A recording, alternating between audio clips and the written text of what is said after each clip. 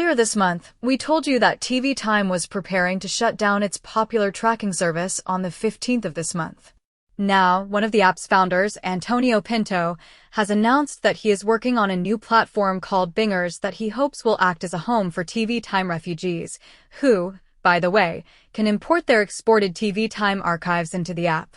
Pinto sold TV Showtime to its current owners, Whip Media, back in 2016, when the app was still known as TV Showtime, after the buyer promised it could scale the user base using its Hollywood connections. Since then, the app has grown to over 25 million registered users.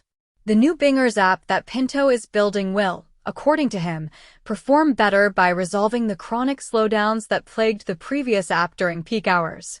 The developer promises faster response times when marking episodes as watched, alongside a modern UI that brings back classic tracking features like upcoming calendars, a commenting system, and profile libraries. Pinto said he felt sad when Whip Media decided to shut down TV Time because the old platform had defined a massive portion of his life, and the community felt like a second family. Sad because TV Time was part of my life for so many years. And sad because this community was like my other family. Reading the community reactions after each episode became a ritual for me, and for many others. And so, like I learned in This Is Us, when life gives you lemons, make lemonade. I decided to build the new home where the TV Time community could go. I wanted to rebuild all TV Time great features, but also fix everything that always bothered me.